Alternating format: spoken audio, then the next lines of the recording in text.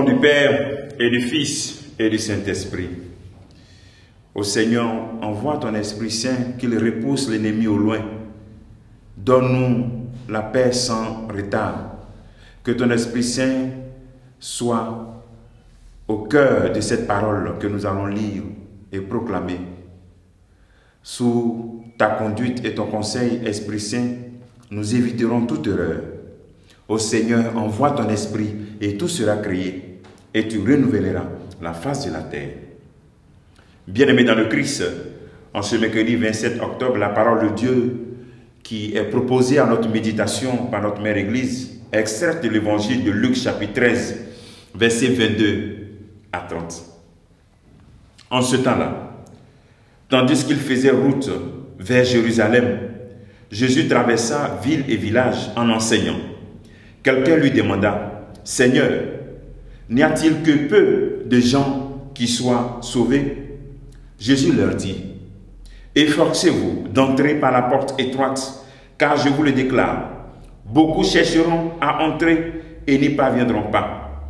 Lorsque le maître de maison se sera levé pour fermer la porte, si vous, du dehors, vous vous mettez à frapper à la porte en disant, « Seigneur, ouvre-nous », il vous répondra, « Je ne sais pas d'où vous êtes. » Alors, vous vous mettrez à dire, « Nous avons mangé et bu en ta présence, et tu as enseigné sur nos places. » Et il vous répondra, « Je ne sais pas d'où vous êtes.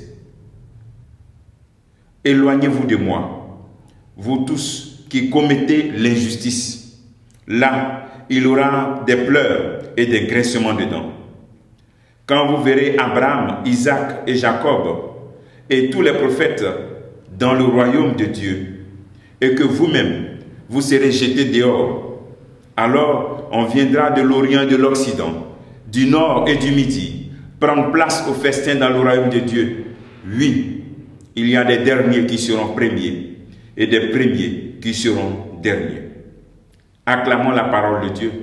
Louange à toi, Seigneur Jésus. Je ne sais pas d'où vous êtes. Éloignez-vous de moi, vous qui commettez l'injustice.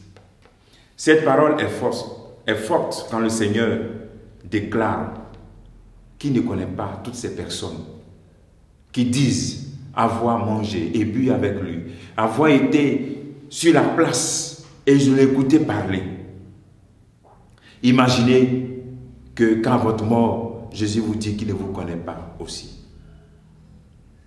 Qu'il vous dit, éloignez-vous de moi. Or, vous êtes responsable de la communauté, responsable de chorale, maître de chœur, responsable de chœur, prêtre. Vous avez une responsabilité dans l'église. Ou bien même, vous êtes toujours à l'église, en train de prier. Vous êtes toujours dans les temples, dans les lieux de culte. Vous ne manquez jamais. Et le Seigneur, à votre mort, vous dit, je ne vous connais pas. Cette parole de Dieu nous invite à faire un pas, à dépasser la familiarité pour arriver à l'intimité. Être présent dans l'église, être présent avec le Christ, travailler pour lui. Cela n'est pas une garantie de notre salut. On peut travailler pour Dieu, on peut même profiter de Dieu en travaillant pour lui. Mais cela n'est pas garanti pour notre salut. C'est pour ça que le Seigneur dit, efforcez-vous. Parce que si on ne s'efforce pas pour rentrer par cette porte étroite, pour faire le passage de la familiarité à l'intimité, parce que quand on est intime, on fait ce qu'on nous dit de faire. Nous n'allons pas, il va nous dire qu'il ne nous connaît pas. Si on ne fait pas ce passage, efforcez-vous pour maintenir cette tension, de passer la familiarité à l'intimité. Cet évangile que tu viens d'écouter, ça a été écouté peut-être plusieurs fois, tu as déjà entendu cette parole. Donc, efforçons-nous pour ne pas que le Seigneur puisse nous dire qu'il ne nous connaît pas. Il faut passer donc de cette familiarité à faire chaque jour des efforts pour une intimité. L'intimité qui nous pousse à nous identifier au Christ. Efforcez-vous. C'est seulement en nous efforçant que Jésus va nous dire qu'il nous connaît. Sans effort de chaque jour, pour nous repentir, pour nous approcher de Jésus-Christ, pour chercher à le ressembler, il ne nous connaîtra pas.